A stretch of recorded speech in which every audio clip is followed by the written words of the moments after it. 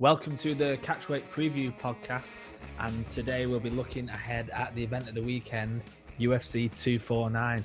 So, let's just get straight into it. Right. Should we try and pick some fights then? Yeah. Right. So, UFC 249 this Saturday. Main event, Gaethje, Ferguson. Who have you got? Gaethje. I think Gaethje are going to put him out, put him to bed. I think, early on as well. It's a weird one because with all these predictions, because it's in a place with no sound, no crowd, no nothing, you don't know who's going to turn up on the day mentally right. Some people they'll might look like a shadow of themselves. Some people might turn up and be fucking shit off. It might be the best thing that ever happened to them. So you don't really know that aspect. But with all things, evened out, everyone sort of like shows up mentally on. I think, Gaethje KO early on. I think first round or so, because I think Ferguson leaves his chin up in the air, too hittable, and you do not want to get hit by Gaethje. And on top of that, good luck getting Gaethje down. He was a 2-time state champion in high school, Division 1 All-American, which means you got in, I think, the top 8 for the year at the NCAA championships. You come in the top 8 in the country in college. So good luck getting him down, keeping him down. And on the feet, I think he's just got too much power and Ferguson is too hittable.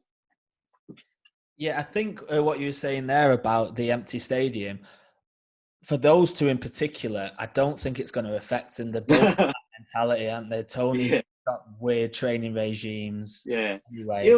He's probably the number one guy that he does not give a fuck.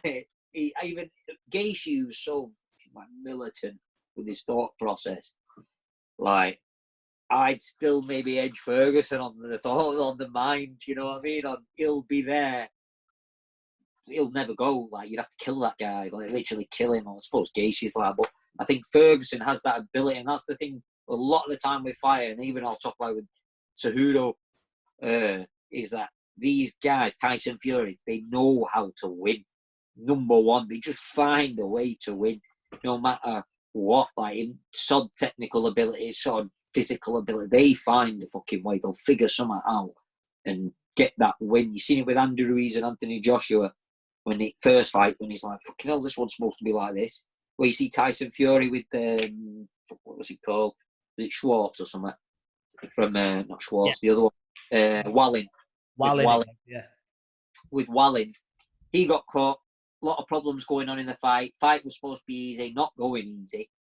He digs his heels in. He finds a way to win, and that's one thing. Tony Ferguson, that's an X factor. People forget about in fighting. Some people, they're just fucking winners. John Jones, Henry Cejudo, they find the fucking way.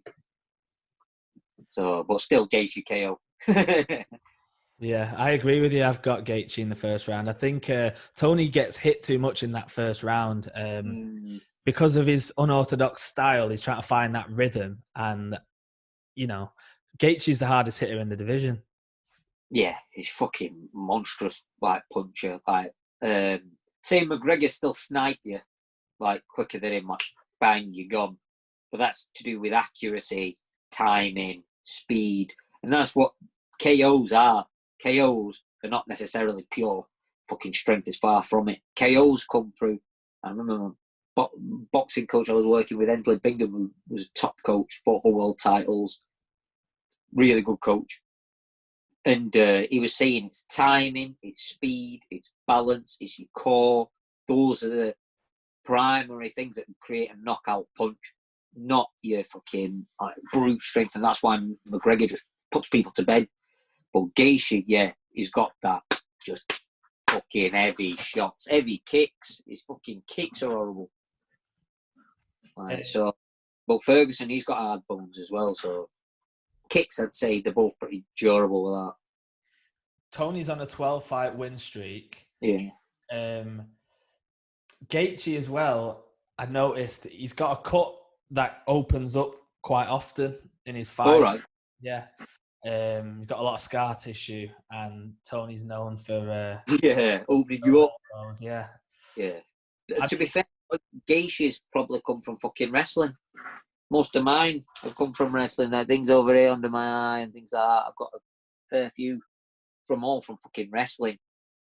Like, just from, because you like this, your heads are clashing. You like, look at Romero's face. Romero's brother was a world champion boxer. Johan Hernandez or something like that. Johan Hernandez. And his brother's got less fucking scar tissue than Romero has. Like, because of the wrestling. That's what a lot of Gaethje's come from. And Ferguson, he's just going to straight away be slicing you up when he gets the chance. It's worse if you take him down, because he's like that, fucking underneath, chopping you to bits. I think you can take Justin down, though. No, he ain't going to take him down. He ain't going to get him down. The only way you get him down is if Gaethje's fucked and goes for a takedown and ends up on his knees, and then Ferguson starts looking for Darcy's, then they're ending up in scrambles, and then he might end up on top. But other than that, he ain't getting a leg attacking and taking Gaethje down. No chance. I think either way, there's no way this is going to be a boring fight. Yeah, no. The only way it'd be boring is if, well, boring it should be as if Gaethje literally just bang, gone, and that's it. So, but that's not that boring though, is it? Do you prefer this fight to Khabib, Tony? Yeah. Matchup-wise, style-wise, yeah. Yeah. Khabib is just going to take Tony down and hold him down, and that's it. And what I find interesting is I find it really interesting if Gaethje comes through this, what it's going to be like, Gaethje and Khabib. I like that fight. I like that matchup. That is matchup-wise the hardest stylistic matchup for Khabib, definitely, because he's going against a legitimate Division 1 wrestler who does, to be fair, Gaethje does do certain things which I'd say don't do that against Khabib in wrestling-wise. Like, he'll try and roll through things, which ain't the greatest idea with a guy who's known to just clamp on you and then not let you up. Because if you try to do something like that and he gets on top, that's a round gone, and then you're really fucking knackered as well after that. But I think that matchup is the matchup that could be, Gaethje's dark horse and coming through to get through and fight Khabib and beat him. Yeah. There's no one in the division with those inside leg kicks like Gaethje either. He's so good. Yeah, fucking hell. Inside, outside, he'll just chop you to pieces. The angles he comes down with it, he comes like right down across the nerve and just chops down on it. They're horrible. And he does them from really close in. He'll get even right in your face. He'll be dirty boxing you, digging you, and then he'll literally take a half step back with his lead leg and drop a kick in. So he'll like just take a little half step back, open up his hip and chop down on your leg. And he'll do that from all over. Like, you look at his fights in that World Series of Fighting, he stopped people with leg kicks. Guys that were strikers as well. Right. Cejudo v. Dominic Cruz. This one, I think, is probably the hardest one to predict, to be honest, I think. Because Cejudo is a beast. Like, I picked him in his last 3, to be fair. Like, I picked him against Mighty Mouse in the rematch. I picked him against Dillashaw. And I picked him against Moraes. Moraes, I was a bit, this could go either way. I could see Moraes banging him out or something. But with Dillashaw, I was quite firmly believing he was going to beat Dillashaw. Like, a lot of people were like, he's going to get fucking battered and all this. And I'm like, listen, you don't understand what this guy has done in his life to get to where he's got to get to. Like, his life story, didn't have a bed till he was training at the Olympic Training Centre for wrestling. He was like sleeping on the floor in his house. He had like 8 brothers and sisters or whatever. His dad died when he was young. So he's all these things in his life that built his character, that he's grown from. They brought him into the Olympic Training Centre to train with Clarissa Chun when he was like 14 or something. Stayed there through his career, gone wrestling in Dagestan, Iran, everywhere competitions for the national team, getting his ass beat probably by people all over the world and beating them, competing with them. And then I think he was like 18 or 20 years old. He was in the Olympics. The year before he come, I think last in the World Championships. Some Iranian beat him in the first round, then lost the next round. So he got way down in the podiums. But the next year comes and wins the Olympics. And in that the way that it worked in wrestling was you have 3 rounds. If I win the first, you win the second, we go to a third. If I win the first 2, it's over. Cejudo lost the first round of every single match going up to the final, and he come back and beat them all. And they were all like, "Whoa, we're talking, it's the Olympic Games, you know." And he come back and won that gold. So when you can see someone can do things like that, it's just like, even the training camp videos from that 08 Olympic team, American team, you got Cormier slacking, and it come and bit him in the ass. And you had all the rest of them, they just were not training as hard as him. You could see it. He was the hardest trainer in there. Out of the Olympic wrestlers, he was the hardest worker. And it showed. He won the Olympic gold and then gone on. So when it was coming to the Mighty Mouse rematch, I was like, you know, this guy is different. He can change things in a year's time. So he's had his whole stance is like how he stood. Yeah. Like, striking. It's unbelievable. And that's why when he gone against Marias, that wasn't working. Because what happens if you're in a side-on sort of side-on stand, that's just going to get shot all day. Turn it out, you're taking it harder, or you can fucking block it. But karate guys will stand side-on. And he was doing it. They adapted it for MMA, tighten it up a bit. But he was standing like that, and Mariah started fucking chopping it to shit. So it took that away. But he straight away adjusted. Next round, come out, hands up, putting pressure, more boxing style, more clinching, and putting a lot of pressure on Marias. And that broke him. And that's another thing, like the invisible sort of thing in it all, is just the fucking concrete body that he'll probably have. Like, them guys that wrestle at that level, they're like fucking stone. Like, I can't even explain it. Like, they're literally like someone has carved them. Like, they hit you with a double leg and it fucking hurts. Like, it hurts your ribs. That's how hard they are. You shoot on them, and like their hips, if they sprawl on you, their hip bone hits you in like the back of the head, and it's like you've been hit with a brick or something. Like, they are just made of concrete over years. Like Romero, people say that about Romero.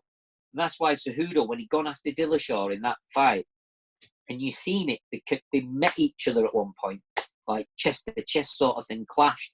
And Dillashaw just hits the deck like a little kid. He just goes bump and shoves him on the floor, literally like you do to a fucking little kid or something. Flings him on the floor and then just fucking battered him, didn't he? But and then in the Marias fight, you could see when he was pressuring him, he was like, fucking hell, I can't get this bastard off. Broken. Because he's just, it's like a fucking wall or something, like coming on you, like constantly pushing into you. You can't fucking get it off. You ain't got the power. And that's the thing with Cejudo. He knows how to win. He's got the athletic ability. He's been a winner for years. An unbelievable athlete. Like, for me, he's the best like resume you can have. That 2 weights in the UFC, 2 different weight classes, and an Olympic gold medal in wrestling is about, I think, the top of the tree, like in terms of achievements. Like, I don't understand. That's just on another planet, that sort of level of achievement to me. It's fucking nuts. But I think if there's anybody to give him an hard time, it's a guy like Cruz, a clever fighter, hard to get hold of, frustrate the shit out of him, I reckon. I think I agree with you, but I feel like Cejudo gets it done in round 2. I think he adjusts to Cruz's awkward style and finds a way and just puts the pressure on in round 2, I think. Yeah. But the thing, you can't count Cruz out, but it's been 4 years. It's a long time. I know he says, like, you know, ring rust, this, that, and the other, but Cejudo's active, he's confident. But I think Cruz, he's fucking clever guy, and mentally he's got good character, really good character. In the way he talks and carries himself, he has, like, you know, he's like honest, but he's confident. Like, he looks at things in the right mindset, and I think he's been preparing, ready, even when the lockdown started. I suppose probably a lot of them have, but especially him, I could tell early on in interviews when a lot of fighters were like, oh, we can't fight right now, it's going to lockdown, this, that, and the other. And you could hear a lot of people saying that. A lot of fighters, Habib at the time he'd gone to Russia, and he was like, I can't be. And I seen an interview with Cruz, and he's like, so what? This is life. Could work around it. What if it never goes back? What if fights are always like this? Are you just going to retire then? And he's like, and you could see, and I was like, yep, that's bang on mentality. Adapt. And he was already doing, obviously adapting, getting ready. I think he was helping Jeremy Stevens train as well at the time. He was getting ready for the last show as well. So he's been training quite diligently for this. I don't know how much Cejudo has been, because I know the wrestler guys that can get a bit carried away when fights aren't going on. And I think he might be one of them guys. The preparation, I don't know. But he looked on Instagram fucking ridiculous. He put up a picture the other day, Cejudo. And the drug testing, I don't think there is any drug testing at this show. I don't know how much drug testing's going on. I think they are working with a commission. And I think are they? Oh, right there. Yeah, because it was going to be on like a Native American reservation, wasn't it? But I think that it is actually going to be going old school with that. I know. Like Dana's Island. That reminded me of fucking Enter the Dragon. That Dana's fucking private island. He needs like something like that, a throne, and fucking execute the loser. Well, they're putting the octagon on a beach. Apparently it is still going ahead. All right, on a beach. That's like Bodog used to do that. Sonnen and people like that for on like those shows. So have you got Cejudo then? Yeah, I'll go with Cejudo, even though I'm still fucking struggling with that one. But I'll go Cejudo because my guy, wrestler. Well, I suppose Cejudo, Cruz is wrestler as well, but I can see Cruz fucking giving him a lot of problems, because you look at the guys beat Marlon Moraes and Dillashaw, although they're very technical guys, they have got that I'm going to give it you sort of mentality. And so you can give it a guy like Cejudo, he's just going to give it you back. Where Mighty Mouse, Cruz, clever guys, clever fighters. And Mighty Mouse give him a lot of trouble, obviously. And I think Cruz, if he gets into his rhythm, starts fucking giving him a lot of problems. But like you said, when Cejudo adapt, and that's what I've been saying, he is a fucking master of like adapting quick. So he's really tough. I'm going Cejudo. I think the pressure will be the difference. Yeah.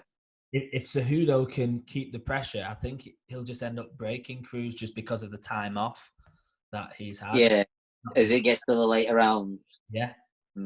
Yeah, it could be very likely. Cruz needs to start really well and really start to frustrate Cejudo, which you can do. But yeah, like you said, and people are like, oh, if he's pressuring, Cruz will just run rings around him. But it's a different type of pressure to your general UFC fighter or top UFC fighter, or TJ Dillashaw pressuring. It's not the same as a Cejudo type of pressure. And the other thing is the X factor in it. We don't know what Cruz is going to turn up. We don't know the extent of his injuries. No, exactly. Don't know how solid he is. We know the other guy's fucking solid. So when they clash, we'll find out. Like in terms of like impact to impact, how much can he take? We know he's fucking hard as fuck though. To be fair, Cruz. I remember after the Dillashaw fight, he was on like crutches coming out of there. Yeah. Right. Next one. Jesus. Francis Ngannou v. Rozenstruik. I think Francis knocked him out, to be fair. I like Rozenstruik. Like, he can knock people out. Like, and obviously, fucking banged out over him and he ate his shots like they were fuck all. But he could be the type of guy to give Francis problems because he is aggressive and he don't give a fuck either. Like, he'll go for it and he can bang Dutch kickboxing background. So he's a fucking hard guy, really hard guy. But I do think you're going to meet Francis head on. That ain't the greatest idea if he's going to try that. Coin toss that though, isn't it? Yeah, it's literally who hits first. But I think Francis is going to fucking wallop him, and that'll be it. Bisping was saying yesterday, was it yesterday, with the Bellew podcast or whatever, and he was saying he's trained with Dylan White, and he was still backing Francis to bang out Dylan White. Yeah. I saw that, yeah. So that, to me, is like, shit, fucking hell, like, maybe he's a fucking monster. Fury's sparring with him, money. That's as well, he's been sparring with Fury. Has he? I think he was sparring. Was it Fury? Some top world champ brought him in for sparring. Who the fuck was it? I'm sure it was Fury. Maybe not. I can't remember. Someone big brought him in for sparring. I'm just going to check now. The thing with Rosenstruck, which I think might be his down. Oh, Joe Joyce. Oh, Joe Joyce. Yeah, it was Joe Joyce getting ready for Dubois. That was it. Yeah. But what I think could be Rosenstruck's downfall as well is he's undefeated. He's 10-0. He doesn't know what it's like to get knocked out. So he's just going to go all out, balls to the wall, and something's going to land anyway. Is that going to a decision, that fight? Yeah, well, the thing is, though, he showed one thing with that Rosenstruck as well, that he showed in that Overeem, it was a 5-rounder, wasn't it? At the very end of the 5th round, he can still put you out. He can. Also, it was a 5-rounder. Yeah. He was losing that fight up until he knocked him out. Yeah, he was getting out grappled, out fought. Yeah, but Francis, a lot of the time he's a waiter. If he starts rushing, Francis is better when he's like waiting for you to do something and counter you. In the Miocic fight, he went aggressive and got taken down at will. He left it all out. He all went out the window. His game plan there. It was just poor mental fighting. Above all, forget wrestler or anything. He just fought poorly for a start there. Then against Derek Lewis, he was waiting forever.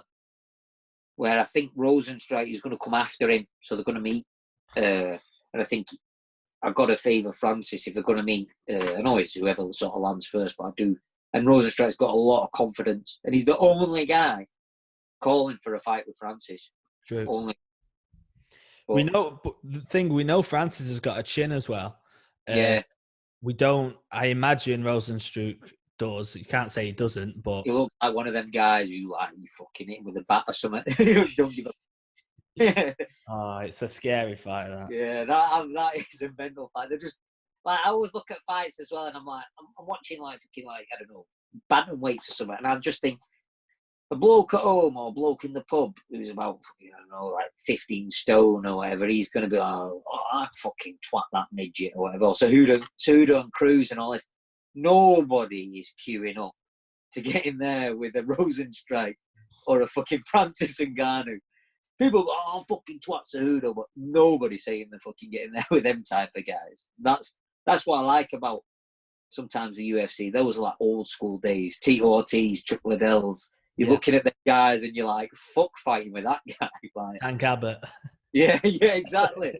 I fucking miss that shit. Just scary people that love a scrap. So for those 3 fights, I'm going to put as my prediction. I've got Gaethje, stoppage. Cejudo, just to win. And Ngannou, stoppage. What do you reckon? Yeah, I think both Gaethje and Ngannou early, I think Cejudo and Cruz, it's a fucking hard one, that,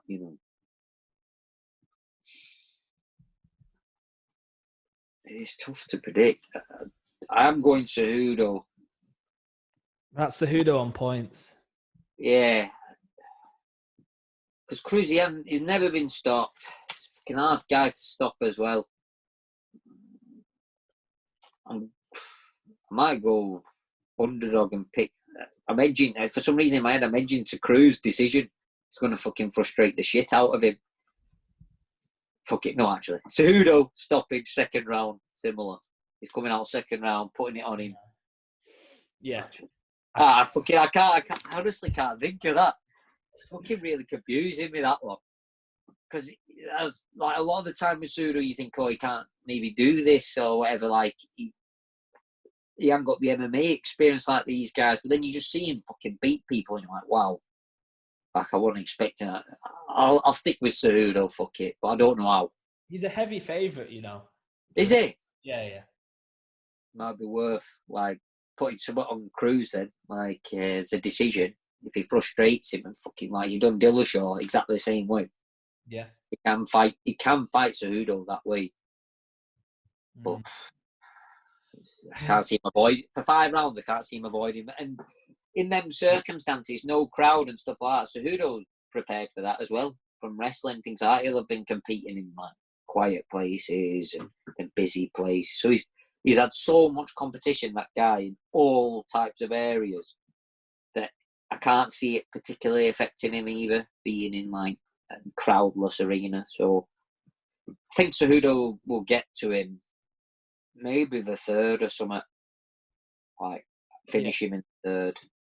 I really think about it. I'm committed. I'm thinking Cejudo will get to him by the third. I said second as well, but yeah, second or third. Yeah, because he'll start slowing down. He'll start to feel the beating, maybe, or his body will start feeling. Oh, fuck knows. But yeah, I think Cejudo. What's your favourite fight on the card? I think Gaethje versus Tony. To be fair, even like I love Cejudo fights. To be fair, and it's like spoiled for choice sort of thing, isn't it? When you're looking at that, but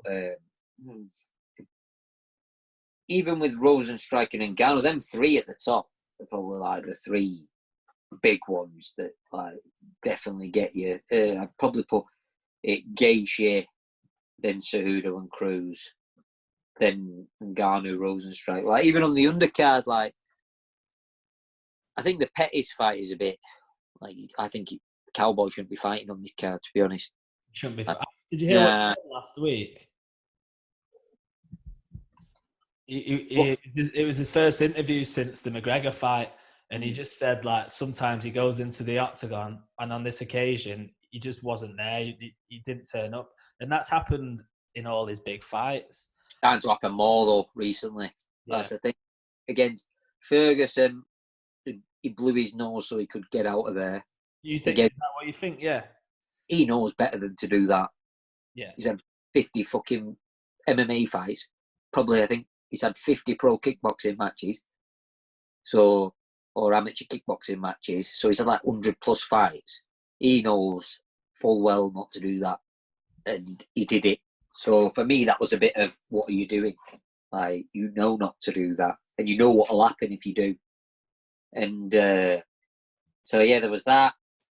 And then there was the McGregor fight, although McGregor, fucked him up pretty quick.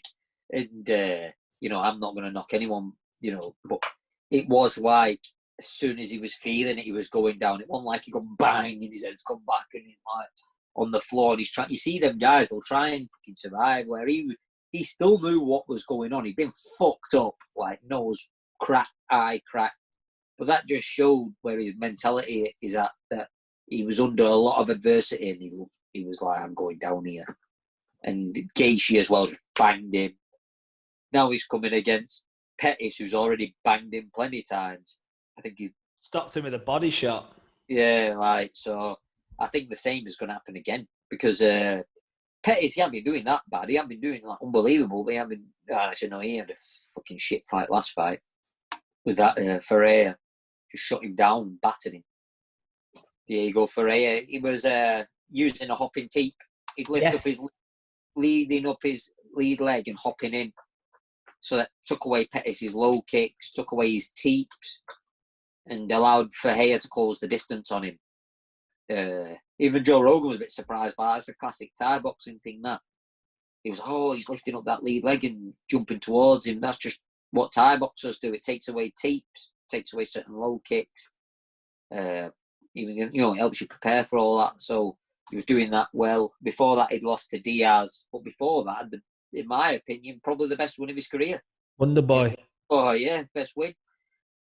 So it's one of them. At the point of their careers, I'd still go Pettis. I think Pettis will stop him. Same way he always does. What else on that card? Stevens Qatar is a really good fight as well. I think Stevens will get his head boxed off. No, do I. He's proper technical Qatar. I liked him when I first seen him. He fought that Burgos.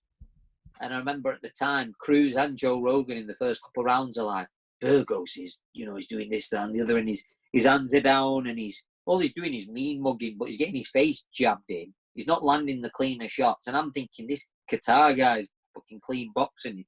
He's landing. Then third round comes, and I think Qatar put him away. And they were quite shocked, but you could see it coming. Even against Zabit, they purposely moved that for 3 rounds. They didn't want 5 rounds. But he's doing one in the last round. Yeah, and imagine 2 more rounds. He was. Yeah. So I think. Sorry, go on. No, it's all right. Like with the styles, I think Stevens, big banger, wings, punches. I think Qatar is too solid, just tight, pop you. I agree. I agree with that. And then what? Greg Hardy v De Castro is on that as well. I don't rate Hardy at all. I think he's pretty shit. Like De Castro, he should be in. He's not UFC caliber for a start, but shouldn't be on the main card.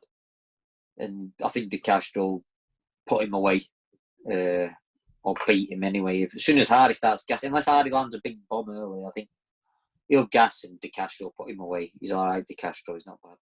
And that's a preview of UFC 249. Let us know if you agree with the picks or not, and let us know what your picks are. And enjoy the event at the weekend.